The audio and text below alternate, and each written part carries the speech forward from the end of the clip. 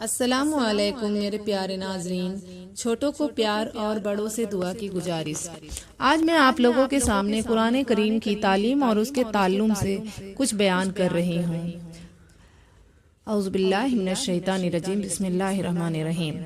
بخاری شریف کی حدیث میں ہے، سید عالم صلی اللہ علیہ وسلم نے فرمایا، تم میں بہتر وہ ہے جس نے قرآن سیکھا اور سکھایا۔ حفظ قرآن اتقان میں ہے کہ تمام قرآن کریم کی حفظ کرنا امت پر فرض کفایہ ہے، تاکہ قرآن کریم کا تواتر باقی رہے اور تبدیل و تحریف کو اس میں راہ نہ دینے پائے۔ اگر اس فرض کی ادا کے لیے اتنے لوگ قائم ہوں جن کی تعداد کثرت و تواتر کو پہنچتی ہو، تو ان کے حفظ کر لینے سے باقی مسلمانوں کے ذمہ فرض نہیں رہے گا، اور اگر حافظوں کی تعداد اس حد سے کم ہو تو سب لوگ گناہگار ہوں گے۔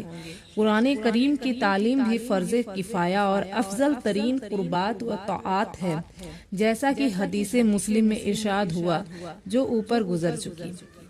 قرآن کریم کی قرأت تجوید کی رعایت قرآن کریم میں بہت ضروری ہے۔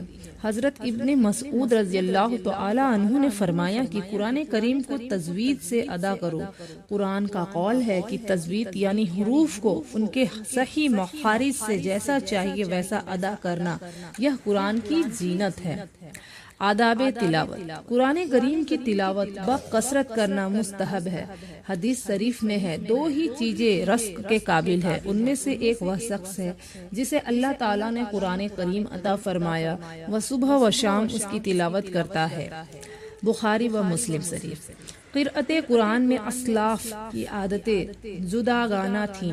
بعض تو اتنی کثرت کرتے تھے کہ رات دن میں 8 ختم کر لیتے تھے، 4 دن میں اور 4 رات میں۔ بعض حضرات سب و روز میں 4 ختم کرتے تھے، بعض 3، بعض 2، بعض 1 حضرات 2 راتوں میں 1 ختم کرتے تھے، بعض 3 میں، بعض 4 میں، بعض 5 میں، بعض 6 میں، بعض 7 میں، اور یہ اکثر صحابہ کا معمول تھا۔ احوال اور ذوق مختلف ہے، بعض حضرات اس پر قادر ہے کہ قرآن کریم کو نہایت ہی جلد پڑھنے میں بھی حروف اور ان کے مخارج سے صحیح ادا کریں اور معانی پر بھی لحاظ کرتے جائیں۔ بعض کو اس مقصد کے لیے زیادہ وقت صرف کرنا اور ٹھہر ٹھہر کر پڑھنا ضروری ہوتا ہے۔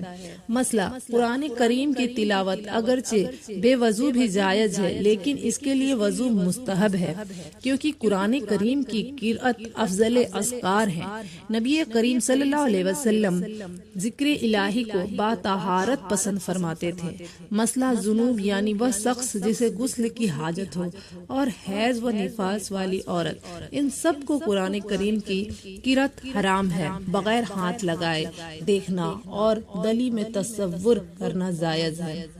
مسئلہ جس کا منہ ناپاک ہو، جیسے کہ شرابی، اس کو بھی قرآن کریم کی تلاوت جائز نہیں۔ مسئلہ ناپاک شخص کو قرآن کریم کا چھونا جائز نہیں۔ مسئلہ سنت ہے کہ قرآن کریم کی تلاوت پاک جگہ میں اور مسجد میں زیادہ بہتر ہے۔ مستحب ہے کہ تلاوت کرنے والا قبلہ رو ہو اور نہایت عزت و انکسار اور خوش اور حضر قلب سے سر جھکا کر بااطمینان پڑھے۔ پڑھنے سے پہلے مسواک سے منہ کو خوب صاف کر لے۔ تلاوت سے پہلے اعوذ باللہ من الشیطان الرجیم اور بسم اللہ الرحمن الرحیم پڑھے، اور سوائے سورہ براءت کے ہر سورت میں اول میں بسم اللہ پڑھا کرے۔ سننے والا خاموش دل لگائے سنے۔ قرآن کریم پڑھنے کا طریقہ قرأت میں ترتیل سنت ہے۔ حضرت ام سلمہ رضی اللہ عنہا کی حدیث میں ہے، سید عالم صلی اللہ علیہ وسلم اس طرح قرأت فرماتے تھے کہ ایک ایک حرف صاف معلوم ہوتا تھا۔ ابو داؤد۔ حضرت ابن مسعود رضی اللہ تعالی عنہ نے فرمایا، قرآن شریف جب دل میں اترتا ہے اس میں جمتا ہے اور نفع دیتا ہے۔ بخاری و مسلم۔ حدیث میں ہے کہ روز قیامت قاری قرآن سے کہا جائے گا کہ قرآن پڑھ اور درجات میں ترقی کرتا چلا جا۔ جس سکون و اطمینان کے ساتھ دنیا میں آہستہ آہستہ پڑھتا تھا، ویسا ہی پڑھتے پڑھتے جہاں تک پہنچے گا وہ سب ملک تجھے عطا کیا جائے گا۔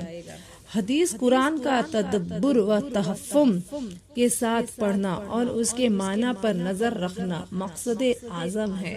اسی کے صدر نوریات قلب حاصل ہوتی ہے، اور معنی پر نظر رکھنے سے مراد یہ ہے کہ جو پڑھتا ہے اس کے معنی سمجھے اور امر و نہی میں غور کرے